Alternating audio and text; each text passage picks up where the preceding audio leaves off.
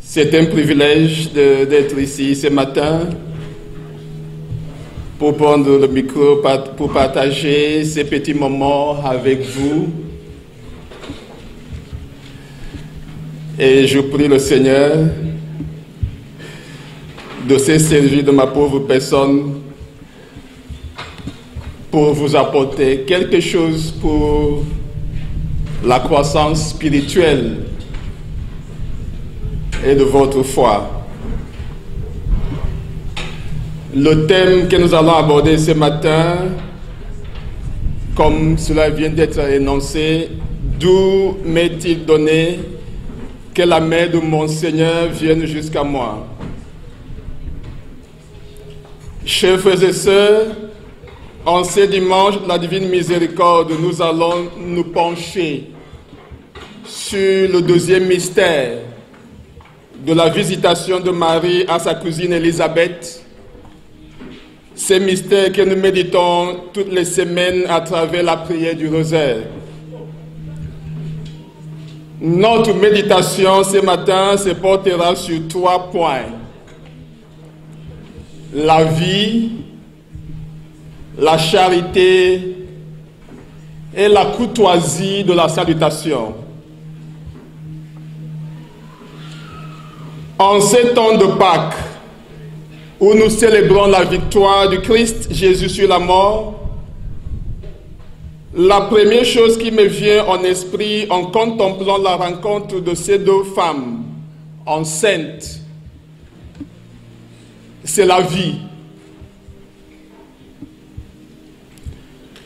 L'homme chrétien que nous sommes est un homme qui dit oui à la vie.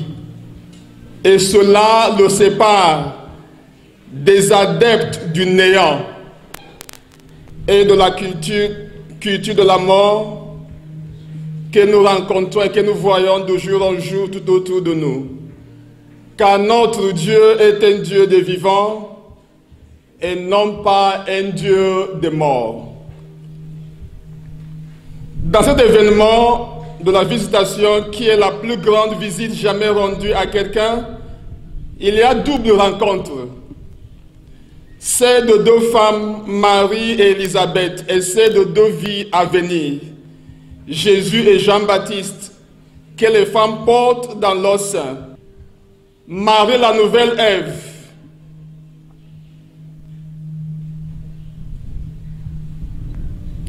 porte en elle, par son oui, la vie même, le rejeton du rameau de Jessé, père de David.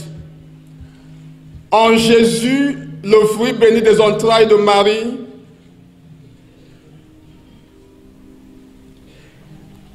toutes les promesses que Dieu a faites à Israël, à son peuple, s'accomplissent.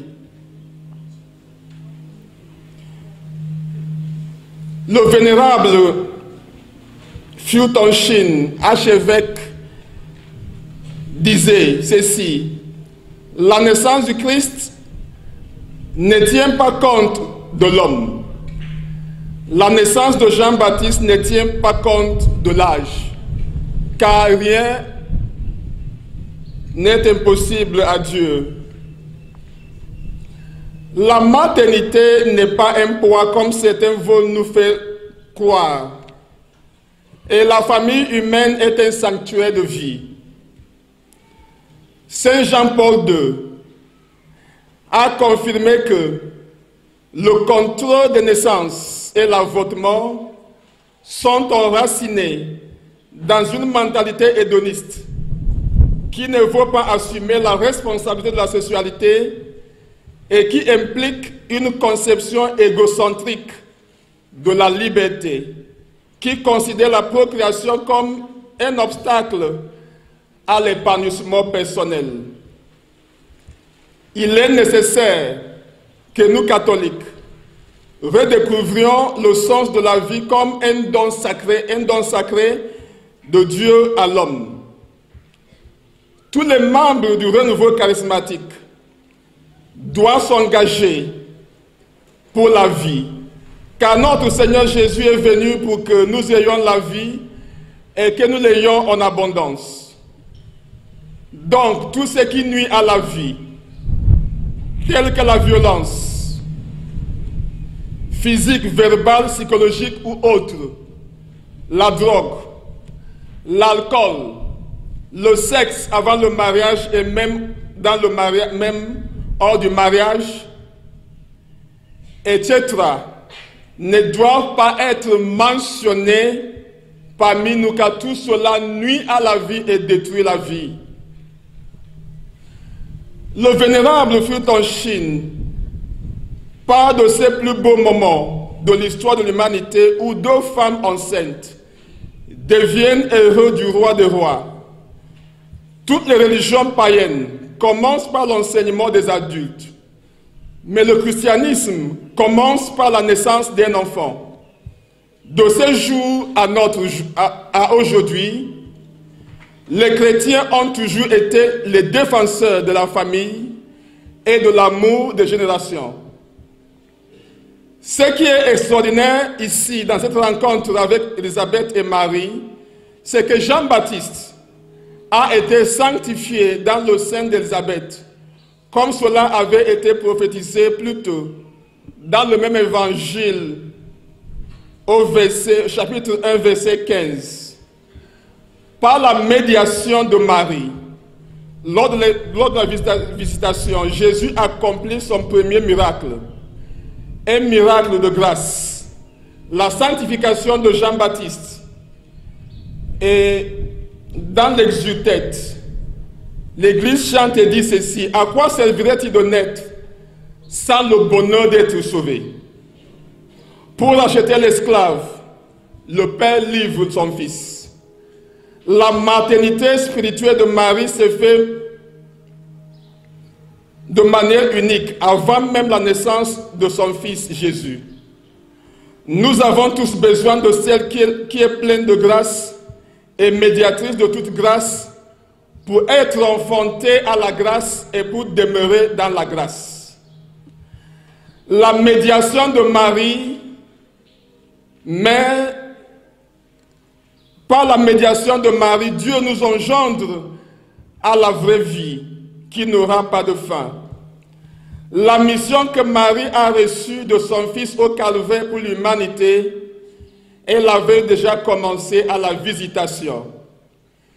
Élisabeth est la mère de Jean-Baptiste dans l'ordre naturel. Marie l'est dans l'ordre spirituel. Devant ces mystères, Élisabeth s'émerveille et dit: d'où m'est-il donné que la main de mon Seigneur vienne jusqu'à moi? Et Jean-Baptiste, dans le sein de sa mère, de son côté remue ses membres dans la joie. Cette maternité de Marie dans l'ordre de la grâce, nous dit l'Église, se poursuit sans interruption depuis le consentement qu'elle a loyalement donné à l'Annonciation et qu'elle a soutenu sans faiblir sous la croix, jusqu'à l'accomplissement éternel de tous les élus. Enlevée au ciel, elle n'a pas renoncé à cette fonction salvatrice, mais par ses multiples intercessions, elle continue à nous apporter les dons du salut éternel. Par sa charité maternelle, elle prend soin des frères de son Fils, qui cheminent encore sur la terre, entourés de dangers et de difficultés, jusqu'à ce qu'ils soient conduits dans leur éternité bienheureuse.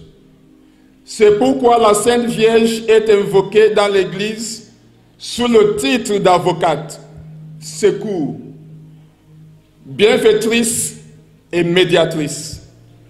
Mais cela est compris de telle sorte que cela n'enlève ni n'ajoute rien à la dignité et à l'efficacité de l'unique médiateur qui est notre Seigneur Jésus-Christ. Lumen Gentium, au paragraphe 62. La charité. Marie rend visite à sa cousine Élisabeth après une écoute attentive de l'ange Gabriel. Et voici qu'Élisabeth, ta parente, vient d'être elle aussi, de concevoir un fils dans sa vieillesse. Et elle en est à son 6e mois, elle qu'on appelait la stérile, car rien n'est impossible à Dieu. Luc chapitre 1, verset 36 à 37. Ce voyage aurait été ardu. Comme les Juifs évitaient la route directe à travers la Samarie, elle aurait voyagé de Nazareth jusqu'à la vallée du Jourdain, suivi le fleuve au sud jusqu'au nord de la mer Morte, puis remonter jusqu'à Jérusalem, soit une montée de 3000 pieds et une distance de 45 km. Peut-être Joseph a dû l'accompagner. Marie s'engage à faire ce voyage pour partager la joie de sa cousine, mais surtout pour aider celle qui attend un enfant dans sa vieillesse. Comme aux noces de Cana, nous voyons le réalisme, l'humanité et le sens concret de Marie qui est attentive aux faits, aux signes et aux problèmes de son entourage. Marie ne marche pas les yeux fermés. Le pape François, dans sa lettre aux familles, à Maurice Laetitia, rappelle ceci à l'Église, que fermer ses yeux à son frère rend aveugle devant Dieu. Marie entreprend ce voyage dans des circonstances particulières. Elle vient d'apprendre qu'elle sera la mère du Messie. Elle, une jeune fille apparemment ordinaire, qui vit dans un village anonyme de Galilée.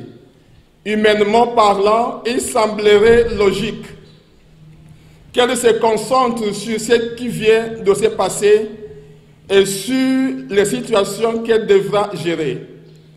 Ce que dira Joseph, ce que pensera ses parents, ses proches, le reste du village. Cependant, son âme pleine de grâce suit d'autres chemins. Marie refuse de s'enfermer sur ses propres problèmes et sur soi-même. Elle est confiante que celui qui vient de lui confier cette mission s'occupera du reste. Que tout se passe pour moi selon ta parole, dit Marie. Elle se laisse emporter par le vent de l'Esprit Saint, qui la dispose à rendre service avec joie et empressement. La visite de Marie à Élisabeth est en fait un prélude à la mission de Jésus. Et en coopérant dès le début de sa maternité à l'œuvre rédemptrice de son Fils, elle devient le modèle de ceux qui, dans l'Église, entreprennent d'apporter la lumière et la joie du Christ aux hommes de tous les temps et de tous les lieux, nous dit le Saint Jean-Paul II. Une fois remplie du Saint-Esprit, Marie se met en route pour être ce canal par lequel Dieu remplit les autres. Par sa visite dans la maison de Zacharie, la grâce de l'incarnation que Marie vient de recevoir apporte la joie et le salut à Élisabeth et à son enfant. À la suite de Marie, nous comprenons que notre vie chrétienne doit être ouverte aux autres. Il est temps de nous engager plus activement. Je m'adresse à tout le renouveau, d'une manière particulière. Il est temps de nous engager plus activement dans la vie de l'Église et dans la société. Se rassembler toutes les semaines pour chanter et louer Dieu ne suffit pas. Nos efforts pour nous améliorer dans les vertus ne seront pas auto-référentiels, mais inséparables de la fraternité et de l'apostolat. Et notre intimité avec le Seigneur dans la prière nous conduira également à vivre la charité envers tous de manière plus délicate. Nos prières, même si elles commencent par des questions et des paroles apparemment personnelles, finissent toujours par être orientées vers les sources, vers le service des autres. Et si nous marchons main dans la main avec la Vierge Marie, elle nous fera sentir notre fraternité avec tous les hommes, car nous sommes tous enfants de Dieu, dont Marie est la fille, l'épouse et la mère. Chers frères et sœurs, le plus haut acte de charité, surtout en ce dimanche de divine miséricorde que nous pouvons rendre aux autres, c'est d'apporter le Christ à ceux qui ne le connaissent pas encore. Et cette connaissance du Christ, c'est la vraie vie et la vie éternelle.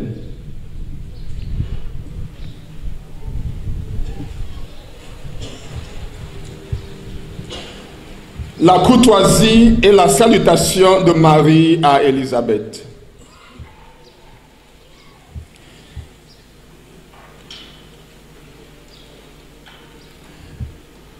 Saint Luc ne dit pas exactement la parole que Marie a adressée à sa cousine Élisabeth dès son entrée dans la maison. Il se contente de nous décrire l'effet que cela a dû produire. Dès qu'Élisabeth eut entendu la salutation de Marie,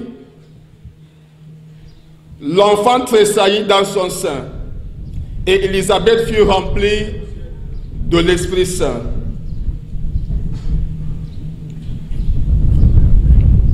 Par sa seule présence, la grâce de Dieu entre dans cette maison. Depuis que Marie a été remplie de l'Esprit Saint, à l'incarnation, partout où elle allait, il y a aussi la présence de Jésus et de l'Esprit Saint.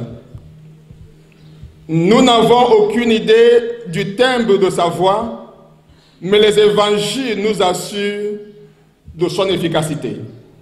Chez Zacharie, comme lors de la noce de Cana, cette voix de Marie produit des effets remarquables. L'efficacité de ces paroles doit dépendre beaucoup de ses méditations incessantes, car ce que dit la bouche, c'est ce qui déborde du cœur. Quant à elle, elle conservait avec soin toutes ces choses et les méditait dans son cœur, nous dit Saint Luc, chapitre 2, verset 19.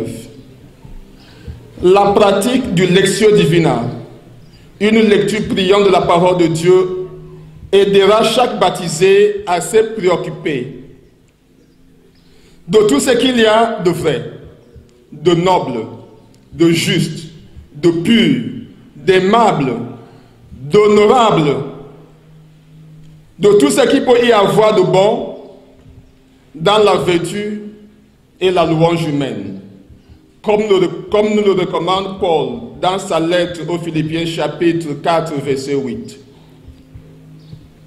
Le cœur ainsi purifié ruissellera de la sagesse et la vie de Dieu en abondance. Marie dit toujours des paroles qui font du bien à ceux qui l'entendent. Lors de la perte de son enfant à 12 ans, elle n'agresse pas, mais se contente de dire seulement: mon enfant, pourquoi nous as-tu fait cela? Vois, ton père et moi, nous te cherchons angoissés. Luc chapitre 2, verset 48. À Cana, elle dit à ceux qui servaient: tout ce qu'elle vous dira. Par sa simple présence aimante et maternelle, et sa parole. Marie fait du bien à ceux et celles que Dieu met sur son chemin. Élisabeth, en présence de Marie, sera remplie d'Esprit Saint. Elle recevra la grâce d'être la première à honorer Marie en raison de sa maternité. Tu es bénie entre toutes les femmes, et le fruit de tes entrailles est béni. Elle sera aussi la première à reconnaître Marie, la mère de Dieu, en l'appelant la mère de son Seigneur. Chers frères et sœurs, avec Élisabeth, chacun de nous peut s'émerveiller et dire, d'où m'est-il donné que Marie, que la mère de mon Seigneur vienne jusqu'à moi? Cette parole d'Élisabeth nous ouvre à l'humilité et à la reconnaissance de bienfaits que le Seigneur fait dans la vie des autres et dans la vie de tout homme. Nous sommes heureux, chers frères et sœurs, de vivre cette année pastorale sous le patronage du Marie, de la Vierge Marie, Mère du Rédempteur. Efforçons-nous donc de l'accueillir chez nous, dans nos cœurs, nos foyers, nos lieux de service, dans nos quartiers. Car accueillir Marie, c'est accueillir Jésus et le Saint-Esprit. Le Père Gabriel Amorth, l'exorciste du Vatican, écrit ceci: s'illusionner en pensant que nous pouvons avoir Jésus et le Saint-Esprit sans passer par Marie n'est pas conforme à la foi établie par Dieu. La foi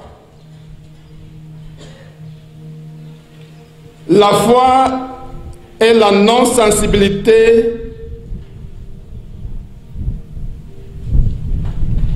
La foi et la non-sensibilité nous dit que le salut commence par l'accueil de Marie.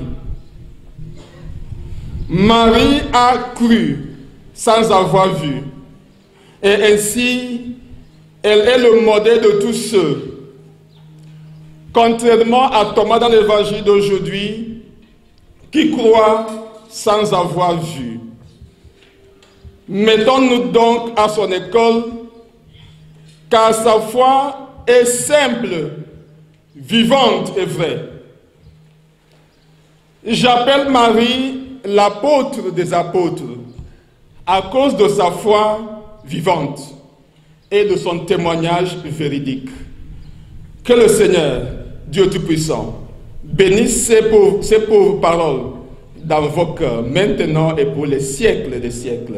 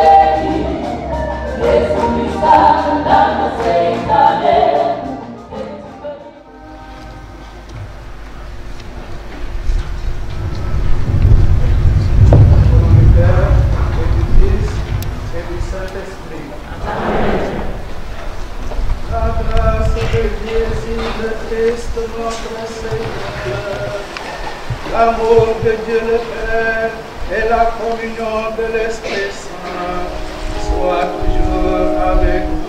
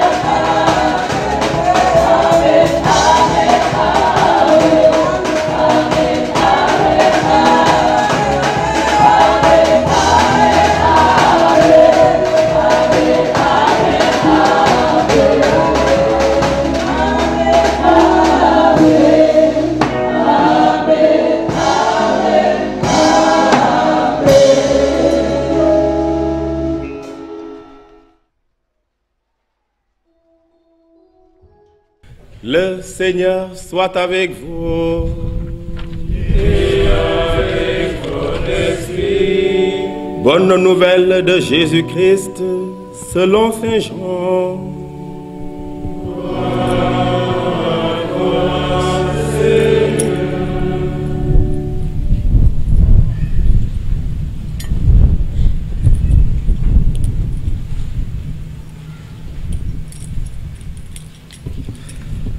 C'était après la mort de Jésus. Le soir venu, en ce premier jour de la semaine, alors que les portes du lieu où se trouvaient les disciples étaient verrouillées par crainte des Juifs, Jésus vint. Et il était là, au milieu d'eux. Il leur dit, « La paix soit avec vous. » Après cette parole, il leur montra ses mains et son côté. Les disciples furent remplis de joie en voyant le Seigneur. Jésus leur dit de nouveau, « La paix soit avec vous. De même que le Père m'a envoyé, moi aussi je vous envoie. » Ayant ainsi parlé, il souffla sur eux et il leur dit, « Recevez l'Esprit Saint. À qui vous remettrez ses péchés, ils seront remis. À qui vous maintiendrez ses péchés, ils seront maintenus. » Or, l'un des 12, Thomas, appelé Didyme, c'est-à-dire jumeau, n'était pas avec eux quand Jésus était venu.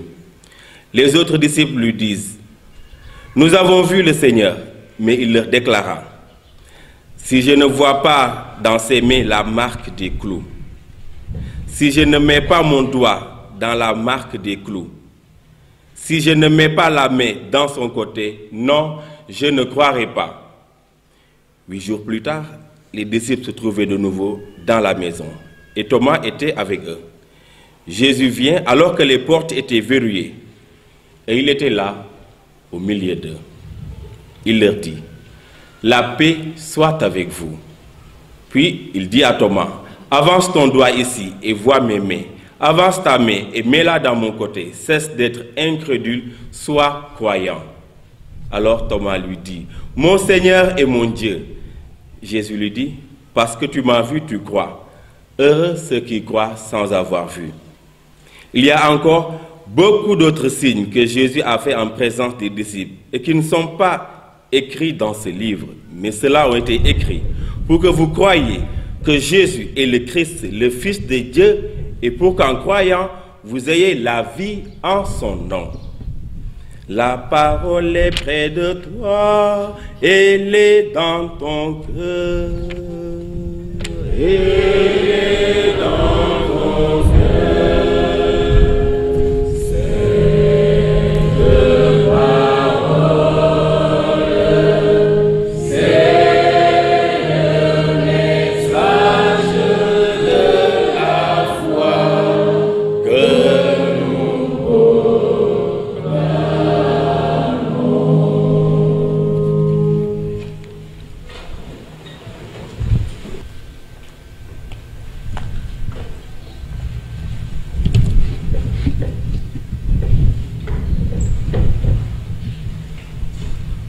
Je suis certain d'une chose, Dieu vous aime tous. Dieu vous aime tous. Chacun et chacune individuellement et tous ensemble. Donc je peux vous appeler bien-aimé de Dieu, avec votre permission.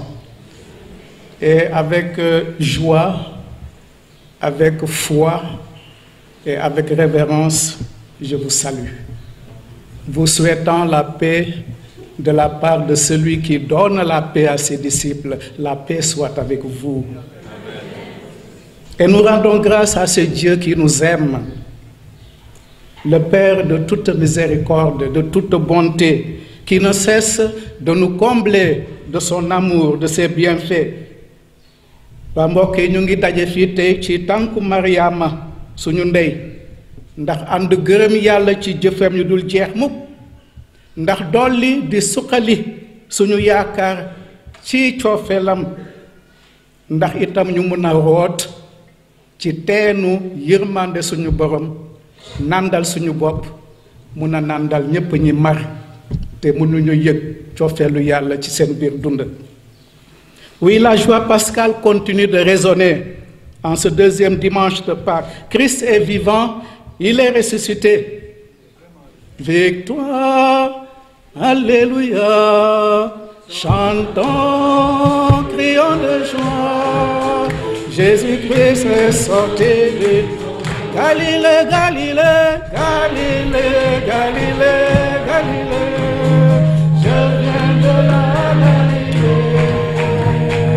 Jésus m'a chargé d'annoncer à tous ses frères qu'il est ressuscité.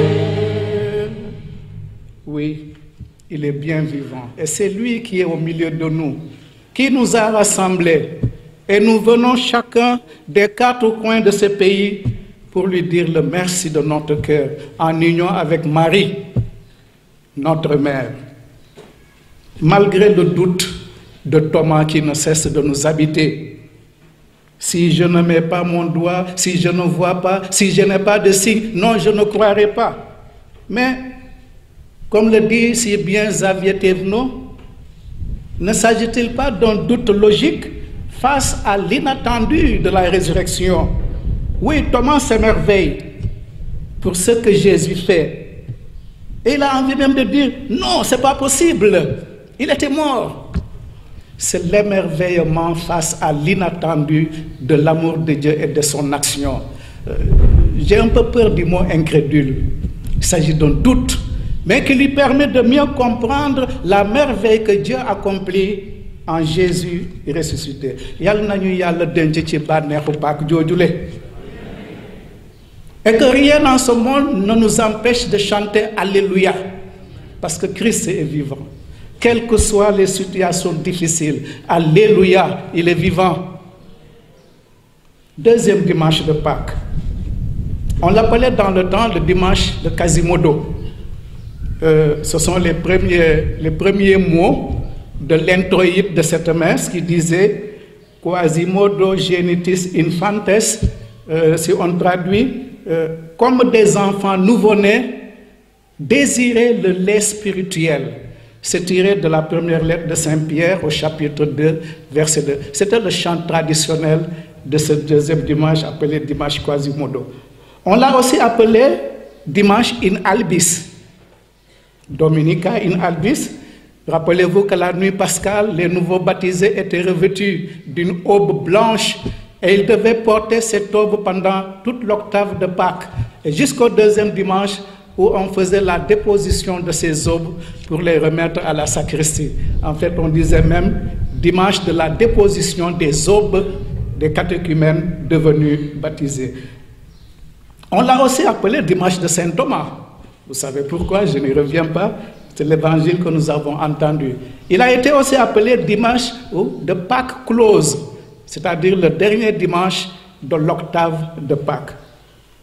Et enfin, depuis l'an 2000, précisément le 30 avril, le pape Jean-Paul II, sa sainteté, le pape Jean-Paul II a demandé à toute l'Église de fêter en ce dimanche la divine miséricorde. Avec la canonisation de Sœur Faustine, ce même jour, Sœur Faustine Kowalska,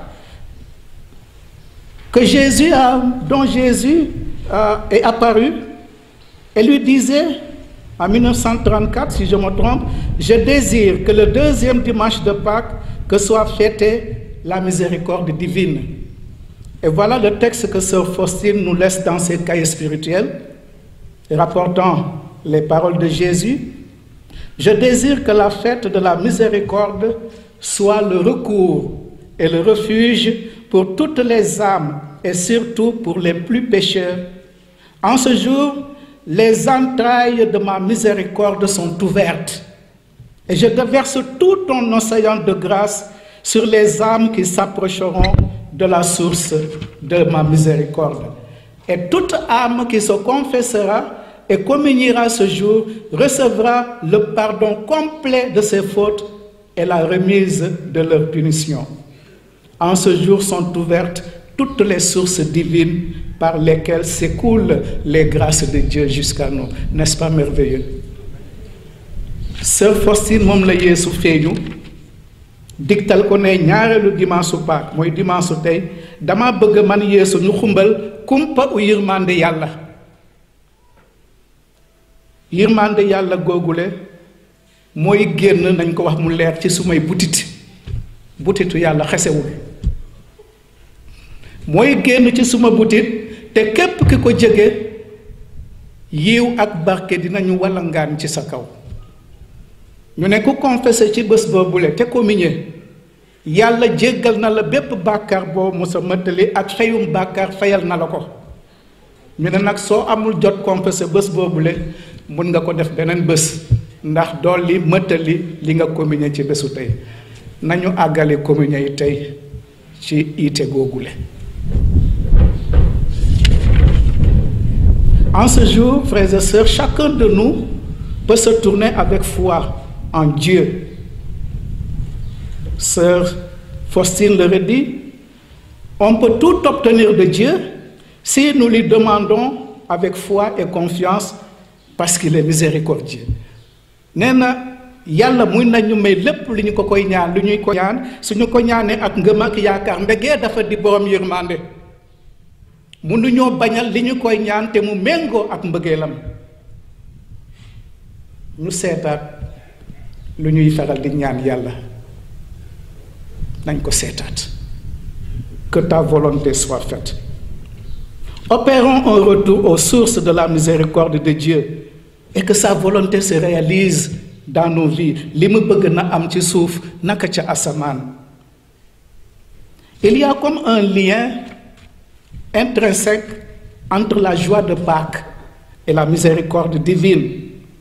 La miséricorde de Dieu est au cœur du mystère pascal. La passion de Jésus-Christ, sa mort, sa résurrection, son retour glorieux ont pour soubassement la miséricorde de Dieu. Et sa résurrection que nous fêtons nous rappelle que Dieu est avec nous pour la vie et contre la mort. Au point même qu'on peut dire qu'il n'est pas possible de penser la miséricorde de Dieu sans la résurrection. La résurrection, c'est le point culminant de la miséricorde de Dieu. C'est l'ouverture à la vie éternelle. C'est le don suprême de Dieu pour l'homme. Il lui donne la vie, cette vie qui a été détruite par le mal, mais par la résurrection de Jésus. C'est tout l'amour de Dieu qui atteint son apothéose. Les musiciens diraient qu'il atteint son point d'orgue. Heureux ceux qui croient sans avoir vu. Heureux sommes-nous de croire. Oui, nous sommes invités à cette foi, à toucher du doigt le mystère Jésus-Christ. Comment comprendre, dans le sens de comprendere en latin, c'est-à-dire prendre avec soi, l'intégrer dans sa vie. Comment comprendre la miséricorde de Dieu si nous ne mettons pas le doigt dans le côté de Jésus, d'où ont coulé le sang et l'eau? Voilà ce que Thomas demandait. Comment comprendre la miséricorde de Dieu si nous ne mettons pas le doigt dans ses plaies, les mains, les pieds, pour ressentir profondément son amour, frémir de tout son être parce que nous l'aurons touché. Chers charismatiques, il ne s'agit pas de sensiblerie, mais il s'agit de frémissement de tout l'être, parce que nous avons touché du doigt le mystère de Jésus ressuscité. Et ça transforme tout. Sentir Jésus au plus profond de soi-même. Et à la limite, d'en avoir même le cœur qui palpite, proche d'une crise cardiaque. Le cœur qui bat la chamade, l'accélération particulière du rythme cardiaque. Ou même d'en avoir les entrailles nouées. Un mal de ventre. Et nous comprenons que Dieu nous aime pleinement en Jésus-Christ. Si nous touchons du doigt ce Christ ressuscité, nous pourrons vivre, accueillir, expérimenter pleinement la miséricorde de Dieu. Nous en avons certainement une belle expérience quotidienne dans les différents moments de la vie. Mun nañu yëg yërmande Yàlla te du noppi duñu ko won ba jant bi di fenk ba moo soo yërmande Yàlla mu ngi ànd ak ñun.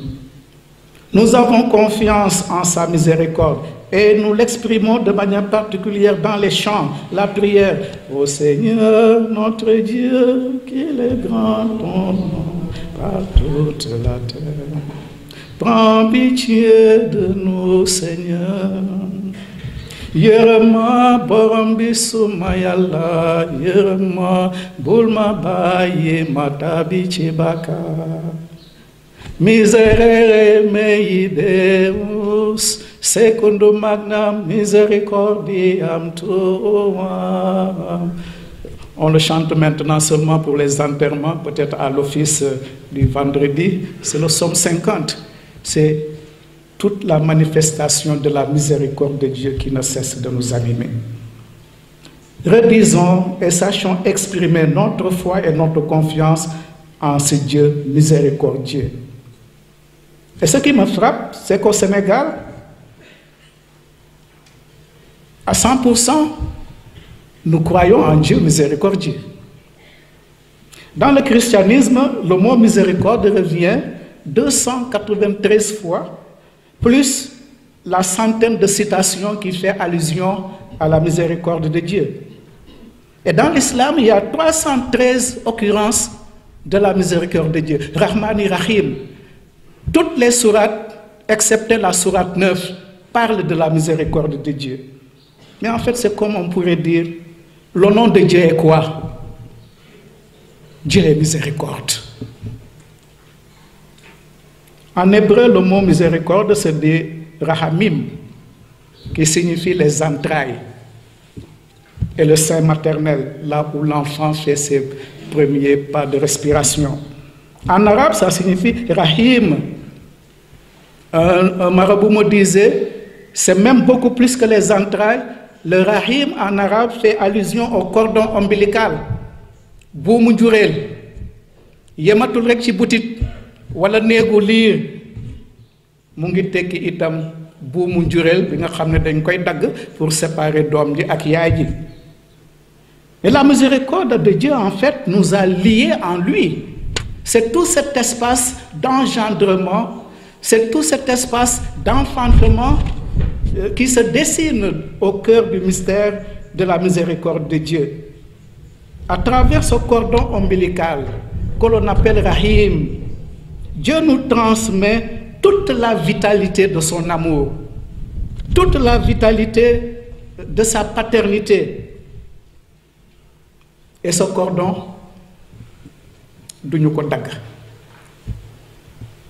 on ne le coupe pas. Parce que c'est un cordon éternel par lequel le Seigneur continue de nous alimenter de sa vie, de son amour et de toutes ses grâces et ses bénédictions. Je crois que c'est un peu ce que Saint Paul veut reprendre dans sa lettre aux Romains, chapitre 5, verset 5. L'amour de Dieu, ou plus exactement, la miséricorde de Dieu a été versée dans nos cœurs par l'Esprit Saint qui nous a été donné. Est-ce à dire que naturellement, nous sommes capables de miséricorde? Parce que Dieu nous a créés à son image. Pardonnez-moi, mais y aurait-il une miséricorde toute naturelle? Parce que simplement nous sommes humains. Parce que simplement Dieu nous transmet par le cordon ombilical de sa vie, il nous transmet la grâce de sa miséricorde. Être tout simplement des hommes et des femmes vivants. Être tout simplement des hommes et des femmes pleins de miséricorde. N'est-ce pas une expression de la miséricorde de Dieu pour chacun et chacune de nous? Ku amul yërmande ci moromam ndax nit la? Ku mënut a am yërmande ci moromam mënoo ko yërëm ndax nit nga? Nous sommes capables de miséricorde parce que créés à l'image et la ressemblance de Dieu. Nous sommes des hommes capables de vivre en paix. Sœur Faustine le dit, le monde ne sera en paix que si les hommes acceptent de revenir à la miséricorde de Dieu. Nee na àdduna si balaa mooy am jàmm na nit ñi nangoo dellu si ci kumpa u yërmande Yàlla. Et notre Sénégal n'échappe pas à cette règle. Ou la miséricorde, ou la catastrophe. Le choix est là.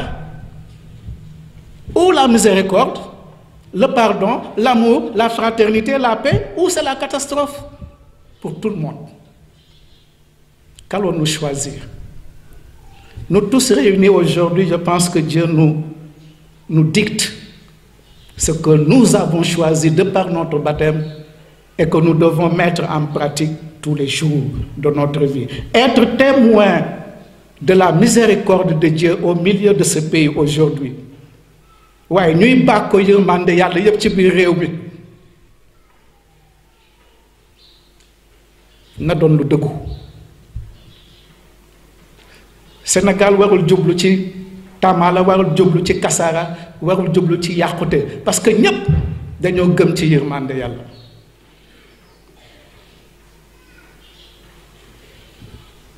Je sais bien, dit Sœur Faustine, que ma mission ne s'arrêtera pas à ma mort, mais qu'elle ne fera que commencer. Ô vous les âmes qui doutez, je soulèverai le voile du ciel pour vous convaincre de la bonté de Dieu. Dieu est amour, Dieu est miséricorde, et nous en sommes les témoins. Pas seulement par la parole, pas seulement par les danses et le chant, mais par nos œuvres de miséricorde. Miséricorde corporelle, comme nous l'a rappelé le pape François à l'année de la miséricorde. Miséricorde spirituelle, au nombre de 7, chacun. Nourrir l'affamé, abreuver l'assoiffé, accueillir l'étranger, vêtir le malheureux, soigner les malades, visiter le prisonnier, ensevelir les morts. ñépp ñi gëm yàlla te yaakaar ci yërmandeem suñ ci takku woon mu dëggu kon kenn du torox ci biir Sénégal. Conseiller ceux qui doutent, enseigner aux ignorants, avertir les pécheurs, consoler les affligés, pardonner les offenses, supporter patiemment les personnes ennuyeuses et prier Dieu pour les vivants et pour les morts. Et le pape va ajouter avec l'encyclique Laudato Si, la sauvegarde de la création est signe de miséricorde. Je vais insister sur la prière à Dieu pour les vivants et pour les morts. L'importance de l'intercession miséricordieuse. Je ne vous apprends rien, chers membres du Renouveau, c'est votre rôle quotidien. Mais ne versons surtout pas dans une sensiblerie qui va aller à la recherche continuelle du miracle. Prier Dieu pour les vivants, c'est lui demander que, quelles que soient les souffrances de l'homme, son amour ne disparaîtra jamais. Et nous demandons au Seigneur de raviver cette conviction dans toute personne qui souffre, les malades, les désespérés. Et il y en a, chacun de nous-mêmes d'ailleurs. Le Christ n'est pas venu supprimer la souffrance. Non, la souffrance, elle est humaine. Elle fait partie de l'expérience quotidienne. Mais le Seigneur ressuscité nous donne une autre approche de la souffrance. Que la souffrance, si profonde soit-elle, ne peut déstabiliser notre relation à Dieu et notre amour à Jésus-Christ. Et pourquoi pas d'ailleurs, au cœur de la souffrance, ne pouvons-nous pas porter la mission à la suite de Jésus, de porter notre croix quotidienne? Si je dois porter ma croix,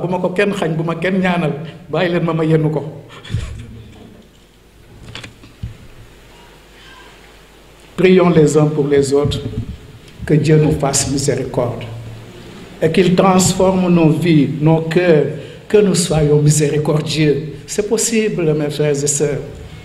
Et c'est facile. C'est facile.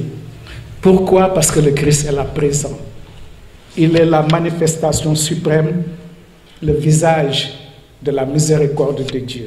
Heureux les miséricordieux, car ils obtiendront miséricorde. Je finis en suppliant l'intercession de notre Mère, la Vierge Marie, modèle de miséricorde, qui porte en elle le visage de la miséricorde de Dieu, le Christ Jésus, parole de Dieu faite chair, qui par miséricorde ne cesse d'intercéder pour chacun et chacune de nous et qui ne cesse de présenter à Jésus nos soucis quotidiens. Et en Marie, nous avons une véritable école de miséricorde. Avec elle, nous pouvons apprendre ce qu'est la miséricorde. Et avec elle, nous pouvons vivre la miséricorde en vérité. Comment m'est-il donné que la mère de mon Seigneur vienne jusqu'à moi? La visite de Marie à Élisabeth est teintée de miséricorde pour aller partager dans la joie de la miséricorde la proximité de l'avènement du Messie, mais aussi dans une charité miséricordieuse pour aller soutenir sa cousine dans sa vieillesse à son 6e mois. N'est-ce pas ce que le Seigneur attend pour chacun et chacune d'entre nous? Que nous puissions nous visiter en esprit, que nous puissions nous visiter concrètement, que nous puissions aller vers l'autre en toute miséricorde pour porter la joie de la miséricorde de Dieu. Qu'il nous en donne la grâce aujourd'hui et pour les siècles des siècles. Oh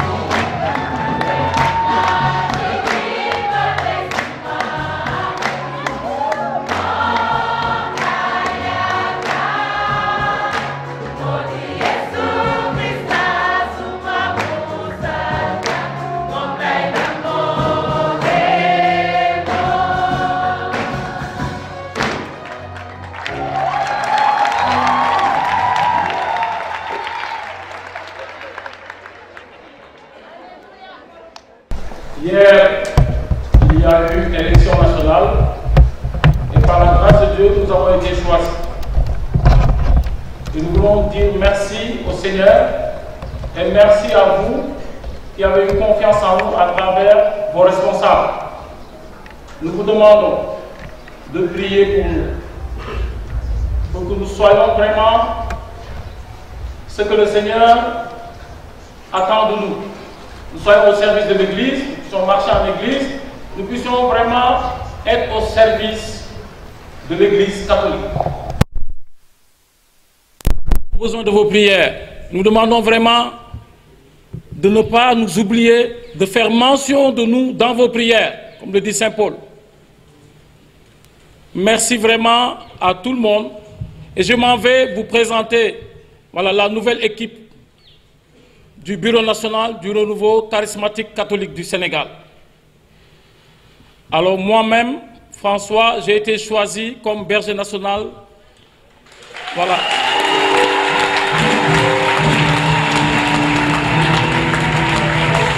Le secrétaire général du Bureau national, il s'appelle Joseph Prera, il est berger diocésain de Ziguinchor et il est également secrétaire général.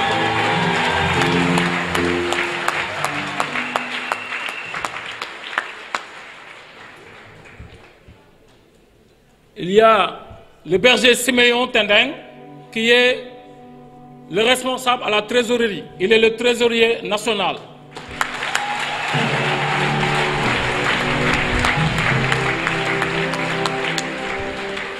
Le berger Jean-Mathieu Evra, il est le responsable à l'évangélisation.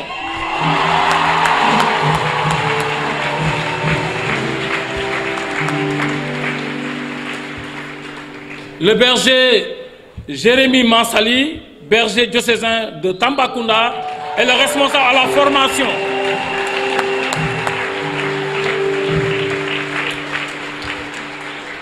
Et enfin, nous avons le berger Léon Djedjou. Il est le responsable aux relations extérieures.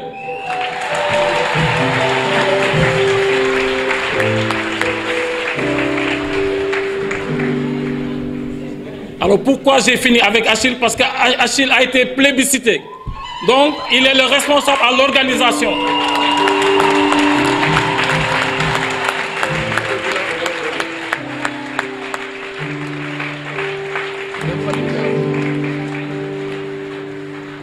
Alors, nous avons oublié les ASP qui sont en permanence ici au sanctuaire. Nous leur disons un très grand merci.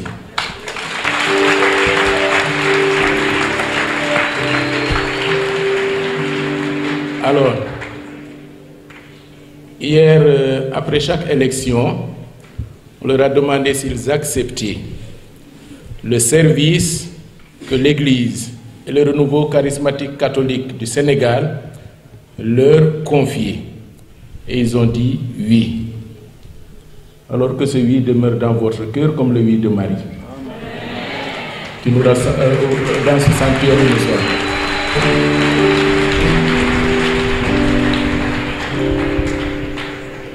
Alors nous leur souhaitons une bonne mission en leur demandant de ne pas compter sur leur propre force, de ne pas avoir aussi une curiosité spirituelle, voilà, mais de demeurer en Jésus-Christ, unique Rédempteur. Ils vont recevoir la bénédiction et nous leur souhaitons une mission féconde. Merci.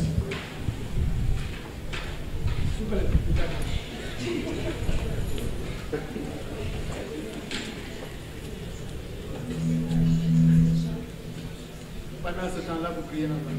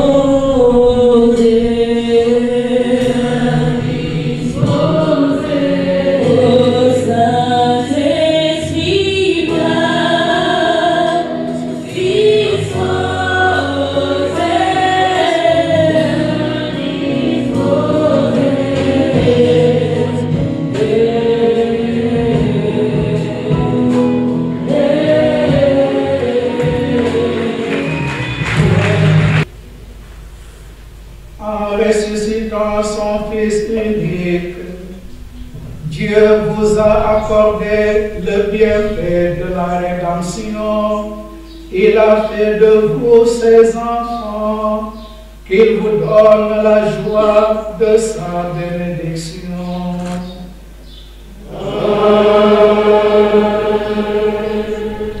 Du Rédempteur, vous avez reçu d'être libre à jamais, qu'il vous accorde aussi d'avoir part à l'héritage éternel.